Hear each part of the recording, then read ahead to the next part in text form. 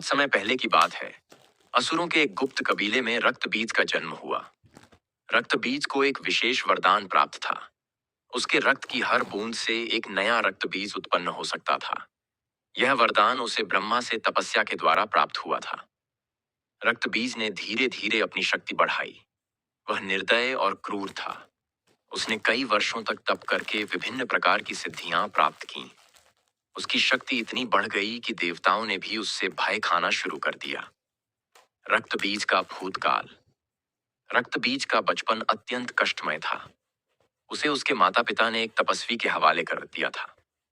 वह तपस्वी उसे कठोर साधना करवाता और उसे शक्ति प्राप्ति के लिए प्रेरित करता। समय के साथ रक्तबीज ने अपने क्रोध और प्रतिशोध को अपनी ताकत बना लिया। उसने ब्रह्मा की घोर तपस्या की और उन्हें प्रसन्न किया। ब्रह्मा ने उससे वरदान मांगने को कहा।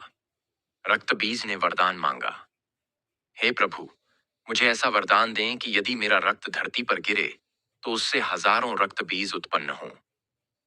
ब्रह्मा ने यह वरदान देकर उसे अभय कर दिया। यह वरदान प्राप्त करने के बाद रक्त बीज ने पृथ्वी, स्वर्ग और पाताल में आतंक मचाना शुरू कर दिया। उसकी सेना हर युद्ध में अजेय थी।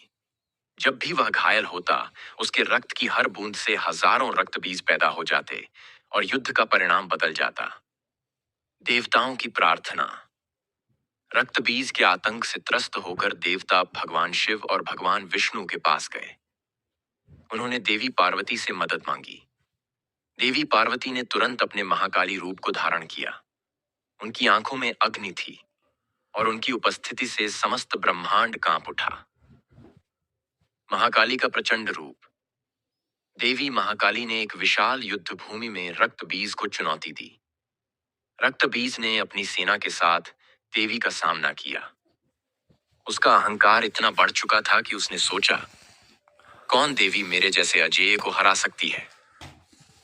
महाकाली ने अपनी तलवार उठाई और रक्तबीज की सेना को काटना शुरू किया।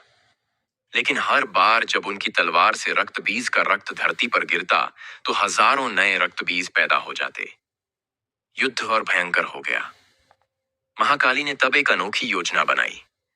उन्होंने अपनी जीभ को विकराल रूप में फैलाया और प्रतिज्ञा की कि रक्तबीज का रक्त धरती पर गिरने ही नहीं दूंगी।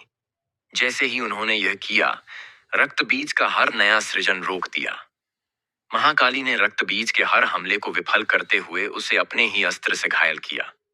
जब रक्तबीज पूरी तरह कमजोर हो गया तो महाकाली ने उसे निगल लिया। रक्तबीज का अंत और भविष्यकाल। रक्तबीज के अंत के साथ ही उसका आतंक समाप्त हो गया। परंतु महाकाली ने सभी को यह चेतावनी दी कि जब भी अहंकार, अनाव, अन्याय और अज्ञान बढ़ेगा तब विनाश अवश्य होगा। महाकाली का यह प्रचंड रूप न केवल रक्तबीज के अंत का प्रतीक था, बल्कि यह भी दर्शाता है कि बुराई कितनी भी शक्तिशाली क्यों ना हो, सच्चाई और न्याय के सामने टिक नहीं सकती। इस घटना के बाद संसार में संतुलन लौट आया। देवताओं ने महाकाली का धन्यवाद किया और उनकी स्तुति की। यह कहानी आज भी बुराई पर अच्छाई की विजय के रूप में याद की जाती है।